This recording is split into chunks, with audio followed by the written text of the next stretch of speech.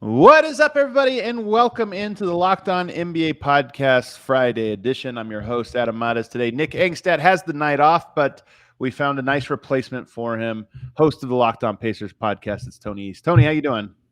Thrilled to be here. Fun night in the NBA. Love watching the pesky Thunder make my night every time they play the Lakers. So lots of fun action to get to today.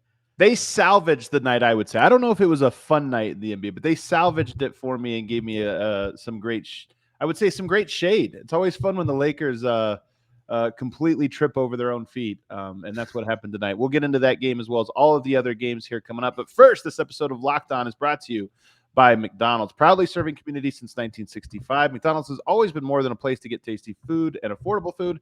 It's an unofficial community center. Tony, we start on a significant downer because the breaking news today, we've been waiting on this. We got reports several weeks back that there was a bombshell report that was going to be dropped on Suns owner Robert Sarver. We thought it was going to be dropped several weeks ago. It seems that there was a little bit of a delay. I'm no doubt ESPN, a league partner, vetting the story and I'm sure working with the league to make sure they got all of the details, at least that they had their sources in order. But that story dropped today. Robert Sarver, according to the report by Baxter Holmes, multiple instances of using the N-word casually in conversation with staff, even with players and coaches. There were awkward stories about Robert Sarver sharing images of his wife wearing a Suns bikini, making inappropriate comments to female staff members. He even pantsed a 25-year-old account executive in front of 60 employees, humiliating the 25-year-old employee. And then there was countless stories in there of employees feeling harassed, depressed, and even suicidal. You knew this story was coming, Tony, when you read it today. What was your initial thoughts? Yeah, the line that always was in the story a lot that always stood out to me was just the toxic culture line that was in there so much. That was what so many Suns employees sort of described their experience working in Phoenix as. Some even on the record, current Toronto assistant coach Earl Watson, then Phoenix Suns head coach, numerous poor interactions with Sarver, some involving racist words, like you said, and some involving Sarver overstepping his boundaries, saying things he shouldn't, just in general as your boss. And that extends to every part of the Suns, it sounds like, not just the basketball operations part. But he even admitted, Sarver, via his representation in the story, the pantsing story, he did that in front of a crowd of people. That's not one of just a the few one-off. stories he actually confirmed so far. I mean, he's denying almost everything else, and it was a long article of stories and anecdotes. But that was one he did sort of fess up to. Yeah, it's rare to me, at least, that someone in older age would just have one incident like that. You know what I mean? Like, Right. that's not how people are, right? So it's just awful for the Suns that people had to go through this. And the NBA is doing their investigation now, though. I'm sure they'll interview everybody Baxter Holmes went through. He said it was 70 something people he interviewed, so that will be presumably a lengthy investigation from the league. But yeah, just assuming that people are recounting true stories, and again, if Sarver himself is confirming some, it's gonna be fascinating to see how this turns out. But yeah, he seems like Sarver not necessarily the best person to work for, and Suns are gonna have to pick up the pieces along the way now. I think you can go even further, assuming these allegations are true or even a portion of them are true. To say not the most fun person to work for is quite an understatement. One of the To pretty know. awful. I mean, all of the stories, in there, in some form or fashion, featured manipulation. A guy obviously with extreme power, wielding that power over his subordinates, and you just whether it was the racism, the misogyny, or just the meddling in team events and team affairs, making fun of players, trying to correct coaches and screaming at coaches in the locker room in front of other players, all of that stuff, they all had the same theme to him, which was, him trying to wield his power as the owner and somebody with absolute power over decision making, trying to use that just to really humiliate people and belittle people, and do different things. So you take it all together, all of the many crimes, and they have that one through thread. But Tony, the thing I think about when I read this report, everybody knew, when you go back to Donald Sterling, everybody knew Donald Sterling was not a good guy. They knew that these stories were there, but there wasn't a smoking gun. With Robert Sarver, but until there was, of course, the videotape. That is what, when that got released, that's when Adam Silver banned Donald Sterling for life. In this story, I don't know if there is a smoking gun there. We'll find out. The NBA, I'm sure, is going to do a lengthy investigation, and maybe that's all they needed was an accusation like this so that they could really dig in and start to maybe open up emails or interview people and see. But I do worry as this one goes in that is there as much of a smoking gun incident like there was with the Clippers where there's, we got you on tape doing the thing that we all knew you were doing.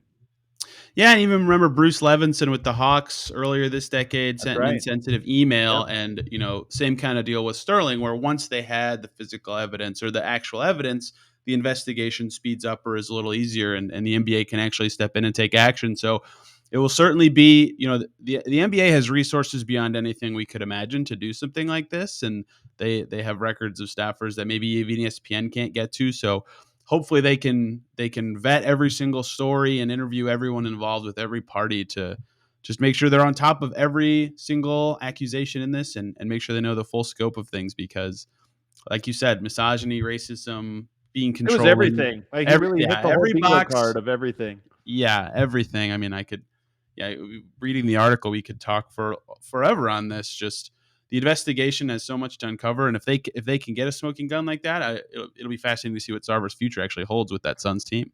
There's so many moments in that article that made you want to shake your head, just the little details or little stories. But one of the things that kind of stuck out to me at the end, the Phoenix Suns just went to the NBA Finals this last year, and you had staffers saying it was a low point in many ways, that they weren't even able to enjoy sort of this run, that historic run that they went on.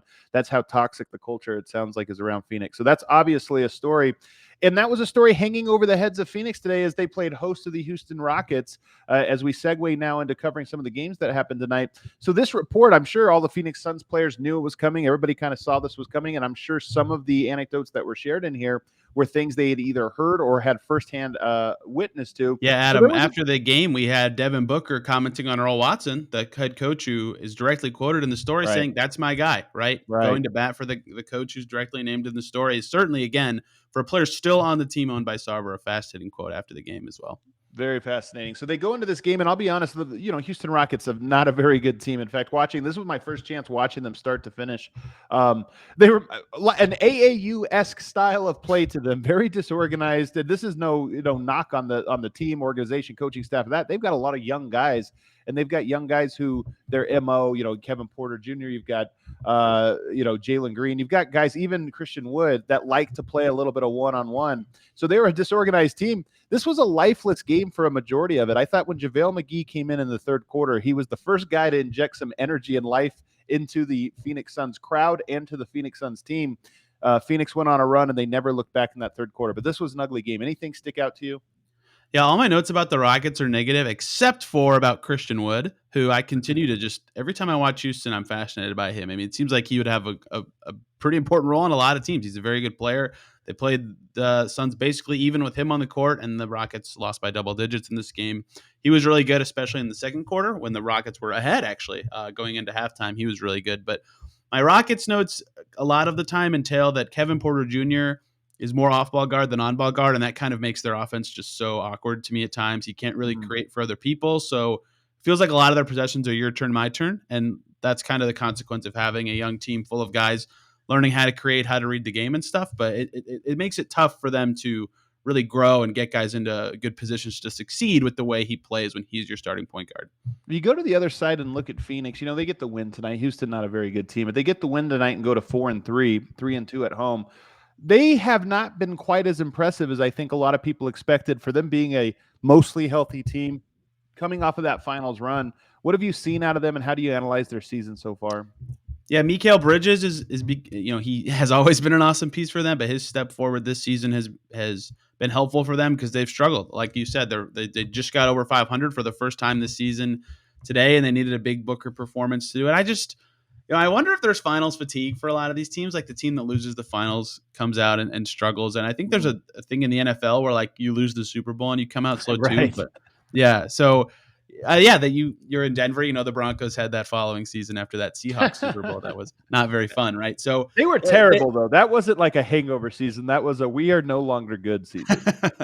Booker really whipped them into shape in the third quarter in this game, and then showed like, oh yeah, we're Phoenix. We're actually good when things are clicking. So I think they'll be fine. Some bad shooting nights early in the season for a lot of these guys too. Jay Crowder, Chris Paul, especially, has had some rough nights so far. Campaign's had some rough nights. So I think they'll click and get it together. Just some fatigue, coming in, coasting a little bit after making the finals. Makes some sense to me.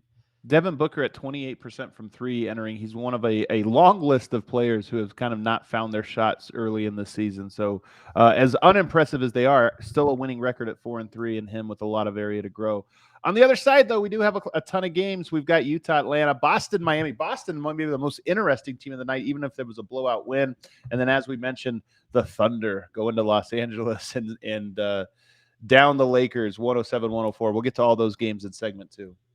Yeah, but first, this episode of Locked On NBA is brought to you by McDonald's, proudly serving communities since 1965. McDonald's has always been more than just a place to get tasty, affordable food. It's a place where friends and family can come to reconnect, a place where classmates can meet up for a study group, knowing they'll have dependable Wi-Fi and an endless supply of fries and McFlurries. Win or lose, it's a place where teammates, competitors, and the home team or away team can come to recharge. When I was growing up, I would always go there after some of my Little League baseball games with my dad, or go with my mom to get McFlurries late at night. I did well on a test or something in school. Just a lot of positive experiences there. So you should also head over to your local McDonald's to refuel and reconnect. Maybe one day we can watch some NBA games there and have a watch party. McDonald's, ba-da-ba-ba-ba, I'm loving it. Let's also talk about Calm really quickly, because you know what makes LeBron James King James? It's sleep. That's right. Sleep is his superpower, and Calm is the #1 app for sleep and meditation, and they've teamed up with LeBron to help activate the power of sleep. LeBron and Calm know that your mind is like any other muscle in the body.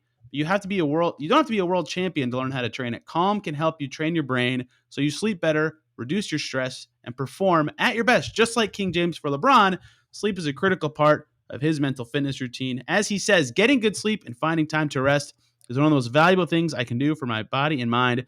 From the sound of the rain falling on leaves to bedtime sleep stories, Calm puts me to sleep within minutes. So if you head to calm.com/LockedOnNBA, for a limited time, you'll get 40% off a Calm premium subscription. With Calm, you have access to the nature scenes LeBron loves and so much more. Again, for a limited time, our listeners can join LeBron James in using Calm and get a 40% discount on a Calm premium subscription. Calm.com/LockedOnNBA. Unlock content to help you focus, ease stress, and sleep better. Get started at calm.com/LockedOnNBA. That's calm.com/LockedOnNBA.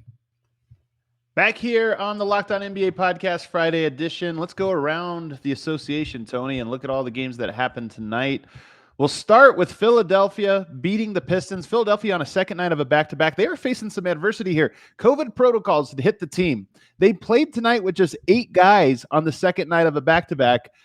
I mean, look, it's the Detroit Pistons, not exactly one of the best teams in the East, but nonetheless, it took a lot out of them to get this one. Seth Curry is shooting 53% from 3 on the season. He had 23 tonight. What stood out to you about this one? Yeah, Seth Curry was going to be one of my takeaways. He's just been absolutely marvelous for Philly since they got him. That Josh Richardson trade just looks unbelievably good in retrospect for this organization. And another guy that continues to help them a lot is Georges Niang, coming off their second unit. I like him, man. I'm a Niang fan. Providing some spacing, and he's always been a good shooter, in Utah, but now with Philly putting the ball on the floor a little more, just putting pressure on the rim in a way that makes the defense bend, he's been really valuable for them. So obviously, Embiid dominates and pulls guys in, although not as much domination. Did he? Hold on. Did he? I was going to say, not in this one. Tony. Not in this one. Default mode there. Here's an interesting thing that happened in this one. Typically, Embiid dominates, but yes, not tonight. He does. Yes, typically he does. Tonight, the second night of a back-to-back, Embiid, I don't know if you noticed, Tony, he's like playing when usually he would not play this year. I think he is gunning for an MVP. I think he wants that MVP very bad. He knows that he's got to play more games. That's a big knock on him. He plays tonight, looked pretty tired. He was actually a -9 in this game. Andre Drummond, former Piston, a +20 tonight, carrying the 76ers from the center position tonight. So that was one of my big notes. But here's my favorite note of the night. Cade Cunningham made his first NBA three-pointer. It was a half-court heave at the buzzer, at the halftime buzzer. He started 0 of 18 from 3. He gets his first 3, and it's a half-court heave. Unforgettable. I love those stories. You'll never forget your first 3 if it's a half-court heave against the Philadelphia 76ers. Yeah, I mean, he has certainly struggled since starting, but he's coming off an injury. He's a rookie. I mean, it's expected for him. Plenty of excuses. The Celtics, speaking of excuses, they had a really rough start to the season. I don't know if you have been paying attention to this story, but the Celtics had a somewhat ad hoc team dinner before going to Orlando yesterday. It was described as emotional, maybe not necessarily productive. Sometimes you have these like team only or players only meetings, and it's like, okay, it sparks you. But even though everybody said it was awkward and emotional and maybe not great, they are 2-0 since that meeting, getting a win against Orlando last night. And then, of course, tonight, beating the Miami Heat in dominant fashion. This is the first time, I have a crazy stat here, the first time since 2018 that a team has held consecutive opponents under 80 points. That The was my Boston notes. Celtics just did that. That was my notes. I mean, defense will certainly turn you around if you can hold two teams in a row under 80. Holding the Yeah. Magic under 80, okay, you Yeah. held the Magic under 80. Holding Okay. Miami under 80, now we're talking. Now we're actually Yeah. looking at a very impressive performance. Yeah, that was pretty great. 30-5 run in the second quarter. In fact, the second quarter was a 33-9 beat down by the Celtics. It was the second fewest points allowed in a quarter in Miami Heat history, which is kind of crazy. Boston closed the third on an 11-1 run to go up 18, and of course the rest was history. So the Celtics, Jaylen Brown, Marcus Smart, maybe going back and forth a little bit, maybe not too comfortable, but maybe that's the spark they needed, was a little bit of uncomfortableness and maybe a confrontation, and it'll spark a turnaround. The Utah Jazz beat down on the Hawks tonight. Jordan Clarkson had a bounce back game, 30 points. This is after scoring just 2 points on Tuesday, going 0 of 11 from the 3-point line. So he had his lowest output on Tuesday, his biggest output tonight. What stands out to you about this one? Clarkson had missed 23 threes in a row, I believe was the stat before going off in this game. It's just how the NBA stats go in early season stretches. 23? 23 in a row, I believe, was the number that I heard. Yes. That's insane. That was a broadcast stat, so I haven't actually checked it myself. You know what happens with those sometimes. But I believe that's what I heard. He had missed 23 threes in a row. He was ridiculous in this game, 30 points, completely led the Jazz to go in this one. The Hawks continue to be a little befuddling to me. They look very different than last year stylistically, which is very strange. Not winning as many games as people would thought. Trae Young kind of not looking awesome so far to start the season. I'm not worried about the Hawks. They were really good last year for a reason, but I'm befuddled. I think that is the perfect word to describe Atlanta for me so far. And Trae Young goes 0-4 tonight from the 3-point line. He did still put up 21 points with 7 assists. But do you think, one of the storylines I think is starting to creep up into conversation is the new rules. The new rules. Who's struggling the most from the new rules? Do you think Trae Young is a guy? Would you blame that on some of these early season slump? It's certainly an adjustment for all those guys who play like that. You practice how you behave based on a certain situation for so long. You ingrain that muscle memory in your head. Even if the rule is different, he can't just snap his fingers and change the way he reacts to a guy being on his hip after a screen or slight contact behind the 3-point line. So yeah, I think it's a factor in all those guys, even if it's not necessary. Even if the only thing it's doing is making them take less free throws, like the way they just react to general on-court occurrences is different now. So they have to adjust, and that's certainly a factor. And as a person who used to cover the Pacers, seeing an Atlanta Hawks team only shoot 28 threes despite having a ton of good three-point shooters, Nate McMillan maybe should be a little more allowing them to shoot the ball from deep. But I wonder, this is one of those knee bone connected to the thigh bone thing where if you're having a more difficult time breaking free on high screens and high pick and rolls, you're having a harder time collapse the defense and a harder time getting kick out threes. So I wonder if that's more of a symptom of, Trae Young's being just slightly less effective. I don't know. We're only 8 games into the season, so I don't want to jump to too many conclusions. 8-game sample sizes can really mislead you, but it's at least something I have my eye on. And I also have my eye on it because Trae Young brought it up a week ago. He said, hey, these new rules, I don't know if I like them, guys. Like, he personally sort of admitted to it. Also tonight, he had a really interesting comment. So the Hawks have lost 4 of 5. They, of course, went to the Eastern Conference Finals last year. He says, I think guys are learning that we're no longer the Hunters. It's regular season. I'm not going to lie. It's a lot more boring than the playoffs. You got to find that motivation to play like the playoffs. I love that quote because it's refreshingly honest, first of all. But it's also true. They were they are coming off of what was certainly the high point emotionally and from an intensity standpoint for all of their careers. And here they are in October and November. And it's like, yeah, we're 70 games from the finish line. It's hard to get up for. Yeah, that same thing we talked about with the Suns earlier too. You know what I mean? That's right. The boring tedium of, okay, we're playing Houston tonight. Like that doesn't their focus is not on the Houston Rockets. You know what I mean? It's very easy for guys to, I think, mentally breeze past a lot of this stuff. And I agree. I like the refreshing honesty from Trae Young. That said, again, I covered Nate McMillan for several years. I'm not sure how much he will respond to that quote. We are contractually obligated to mention that the Utah Jazz look great. They have the NBA's best raw plus minus. They're beating everybody down. And they did this tonight, by the way. Hawks a very good team. They go on the road and get that win without Donovan Mitchell, who rolled his ankle yesterday. So an impressive win for the Utah Jazz. All right. The game of the night comes down to the wire against two juggernauts out west.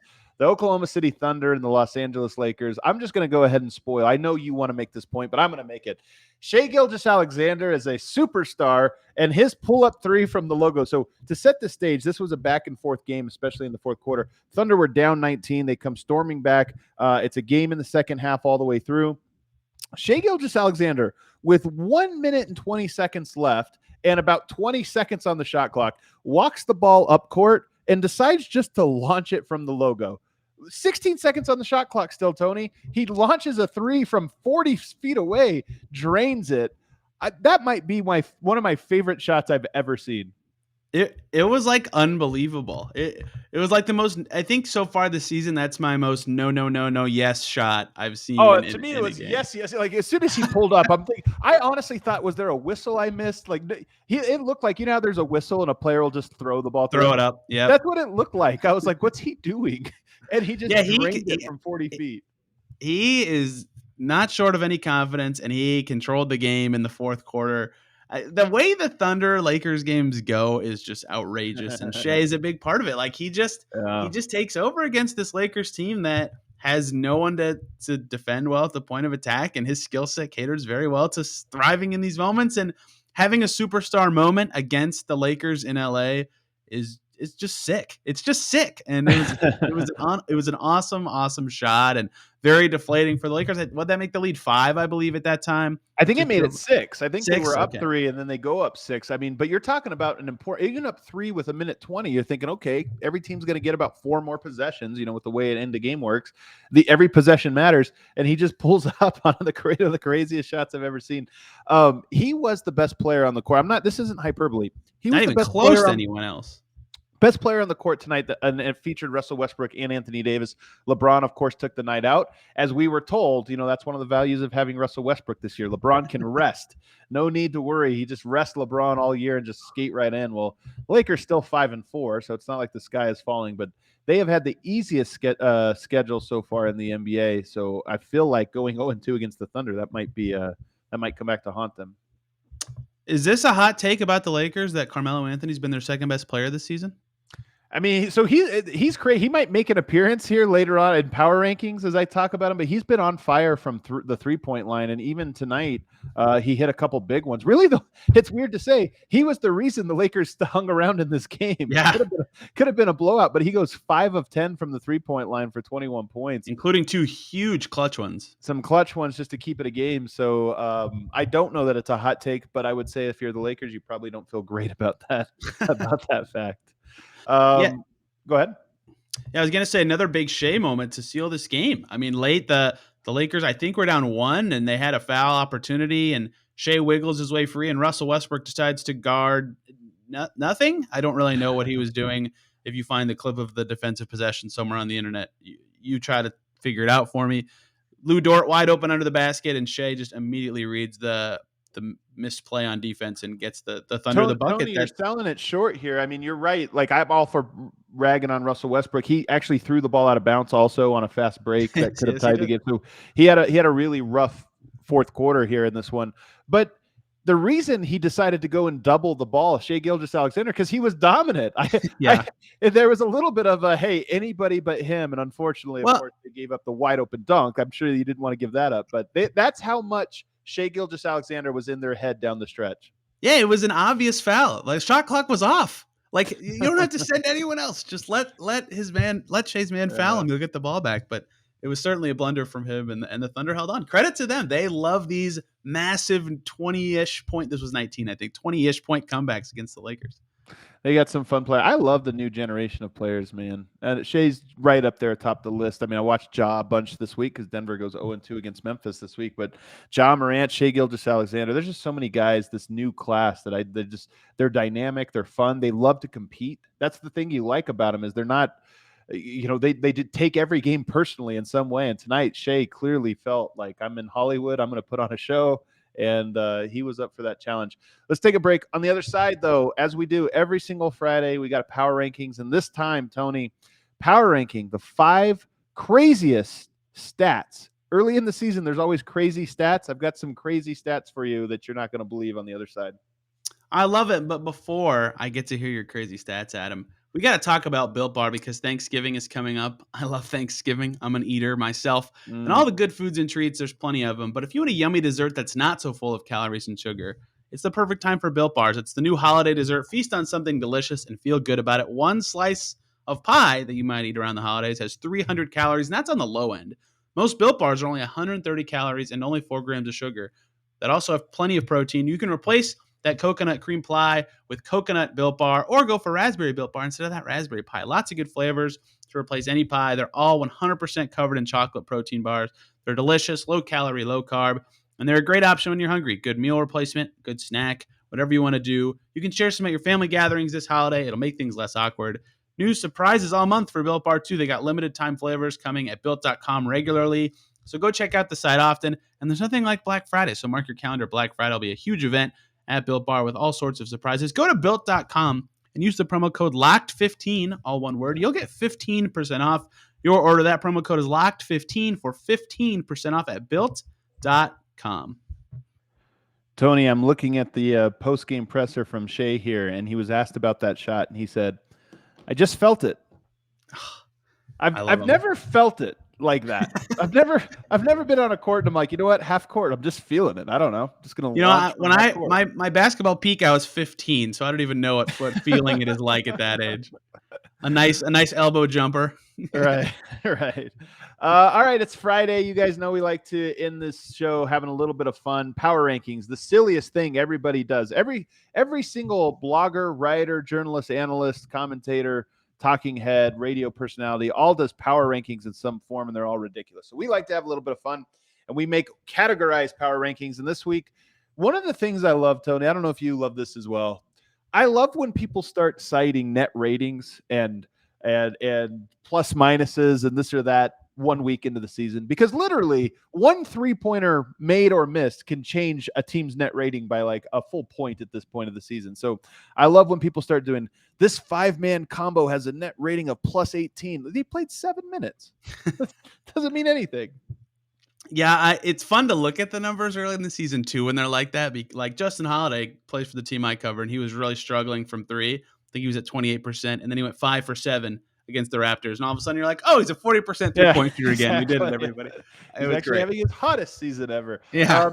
I've got some statistical anomalies. I only have one honorable mention. I had to cut it off, and partly because it's a little bit redundant. It'll make it a similar number will be on the list here. The Mavs have been outscored by 42 points this season. That doesn't sound that crazy on its own, but they're 5-3. They've been outscored by 42 points, and they are 5-3. One of the worst plus minuses in the NBA, but they have a winning record. Did they get absolutely smashed in one of their losses? That's usually how those go. I think in 2 of their losses they got smashed. They lost by 30 to Denver, so that'll do it. That'll do it to you. But nonetheless, they are one of the least impressive 5-3 teams we've seen. But they were an honorable mention. I've got to, it's a running bit here. I try to get Jokic onto this list at least once per show. He's always in the top 5 of any power ranking. The Nuggets have a plus 14.5 net rating with Jokic on the court, a minus 23 net rating with him off. That's a 37.5 point net swing. And here's what's crazy. The Nuggets with Jokic on, just raw plus minus, are a plus 77. For reference, the Utah Jazz, the number 1 team in the NBA in point differential, are overall a plus 101. So Jokic on the court, the Nuggets are almost as good as the entire Jazz. But of course, they have a 4-4 record because they're getting absolutely murdered when he is off the court. You know, when you don't have Jamal Murray and some other guys are off to a little slow starts, including a guy that I thought would be incredible this year, Michael Porter Jr. That's going to happen. They need a little more when Jokic isn't in the game, and they haven't found it yet. I was succumbing to the belief that this would be the year Michael Porter Jr. would show that he's a top 3 shooter on the planet, and it hasn't happened yet. So unfortunately, Jokic has to carry the Nuggets more than I thought he would. I had that exact take earlier this year. What a disaster that one has turned out to be. But it is early. He's another one. Maybe he goes 6 for 6, and like you said, he's back up to 40% or something. Then he's having the best shooting season of his life again. Exactly. It might happen. Well, actually, hilarious as we're on Yoke. He was asked. He's such an anti-star. He was asked this season like what he expects of himself, and he said, "I have no idea. Might be the worst season I ever have. Might be the best. We'll find out." Can I tell you a Jazz crazy stat while we're doing this? Please do. They're plus $1 billion, and they are averaging 17 assists per game, which is last in the league by over like 3 assists. Like they're just self-creating a ton of good looks. It's weird. That's very unusual, especially for a Quinn Snyder team. So that's actually an interesting story with the Utah Jazz. David Locke will love us for this, but they've actually reduced their pass rate every single season over the last 3 seasons, and by design. There is a correlation between more passes and more turnovers. You want to have purposeful passes, but you don't want to take a single pass extra. So Utah has purposefully cut down a little bit on their ball movement over the years and peaking this year. So an interesting stat, but one that actually has a purpose behind it. The next stat I have, so here I have number 4, another Nuggets one. The Nuggets have a top 5 defense and a bottom 5 offense. Another one of those ones you would not have pictured. Nikola Jokic, I think, has the 6th best individual defensive rating in all of the NBA. Up is down, down is up, left is right, cats are dogs. What's going on here, Tony? You tell me, Locked On Nuggets. What is going on there? That's very surprising to me. I mean, I'm like caught, I think, 2 Nuggets games this season, and they looked okay on defense. Can we just blame the Wilson ball for every weird stat at this point in the season? And out of altitude, the Wilson ball, there's something happened. We don't know. I think, honestly, one thing I have, look, it's probably just early season noise. Denver has been great defensively. Jokic in particular has been great defensively. But, 8 games, we'll see what happens in the next 8, next 10. I do wonder, just as we talked about with Trae Young, the rule changes making maybe guards that really exploit minor contact, it has hurt them, this new physicality that's been injected into the game. I think it helps bigs, especially immobile bigs like Nikola Jokic, because he's a very good positional defender. He's very smart. He's got great hands, but just allowing the guards to be a little bit more physical out top means fewer guys are attacking him at full speed downhill. And I just wonder if that's if there's a correlation there. But the most likely answer, it's just early season noise. That's not as fun, though. It's not as fun. It's definitely I can't write that. I can't put that in an article. All right, number 3. These next 3 are very crazy. Who would you guess is leading the NBA in total points in the paint? Oh, wow. Who drives a lot? I don't know. The Wizards? You might think it's like Hornets, Anthony Davis or Joel Embiid, perhaps, or Rudy Gobert. Ja Morant, wow. all 180 pounds of him, leading the NBA in points in the paint. Now, he always is up there at the top of it, but this year especially, just attacking the basket, attacking the rim, fearless, 360 layups, acrobatic layups. He is on. I got to say, if he is not in your top 5 most fun players to watch, I'm not sure you've watched enough of him. Your vote doesn't count. Yeah, you know what's the best part about watching Ja this year is I think he finally worked on landing. Like in years past, he'd always land and it would scare you. This year, he's landing better. I don't know that I could. Is this a real thing? I have not really. It. He hit the ground like 20 times. He's so acrobatic. You just talked about it, but he would land like on one leg. I know that part. I know he's crazy. Yeah, he's a crash machine. He's not. He's landing on 2 feet more. I know it's stupid, but I don't want him to get hurt. He's awesome, so that's great. Yeah. You're absolutely right. Like it makes sense why that stat is the case. That dude tries to put pressure on the rim in even stupid circumstances to do it, but he's so athletic that it works all the time. And Memphis is better for it. So unsurprising to me that is the case. But when you think of that stat, you don't think of a guard as a guy who would be dominating in the paint. And they've just got so much space there, so many shooters. Of course, Jaren Jackson Jr. as well. He's operating with a wide open paint. Steven Adams, one of the best screeners in all of the NBA, if not the best screener. So it's kind of coming together for him. Number 2, Carmelo Anthony has the 4th most made 3-pointers this season. Carmelo Anthony, a good shooter, but you wouldn't guess the best shooter. And he is shooting 52%. He goes 50% tonight, 5 of 10. He was 52 coming in. So I guess it lowers a little bit on tonight's 5 of 10 performance. But I did not see that one coming. I thought he would be good as a spot up shooter, but not 52% on volume. Yeah, his reputation has not actually caught up to who he is still. Like I still feel like people don't view him as an efficient player, but he's been a pretty good 3-point shooter in all of his Portland days. Obviously not 50 to 60% 3-point shooter in his Portland days, but and also just the volume. I think that's the part that's so crazy. I mean, here's the top three: Steph Curry, no surprise; C.J. McCollum, Buddy Hield, Carmelo Anthony. The top three, you would say, okay, those guys get hot. It's early, but Carmelo, he's got 32 made threes in 9 games. That's crazy. Wow. Taking 6.4 a game prior to this Thunder game tonight, where he took more than that. So his average certainly is higher than that now. Basketball Reference has failed to update for me, but it's fascinating to see him transform into this player. And we joked all offseason, the Lakers don't have any shooting. Turns out they have the best shooter in the NBA. So he actually, I guess that was only in 10 games in Houston, had fewer threes. I'm looking at this. In Denver, he had 2007 season, 40 total made threes. 2005 season, 42. So he'll pass that here in about a week. He'll pass 2 of his entire seasons with the Denver Nuggets. It's pretty crazy. My number one stat, though, I referenced it earlier with the Mavs one. Luka Doncic, MVP candidate, has the second worst overall plus minus, raw plus minus. Wow. The Mavs have been absolutely destroyed when he has been on the court. Again, they're 5-3, and they do have a couple big losses, but Luka Doncic, the caboose of plus minus this season. Yeah, so I'm assuming you were at this game where Denver completely smoked the Mavs with him on the floor. That's certainly holding Aaron Gordon, it should be known. Aaron Gordon absolutely locked him up in that game. It was a second night of a back-to-back for Dallas. These are some weird ones. Like I understand being minus 32 when you lose to the Nuggets by 31. That makes sense to me.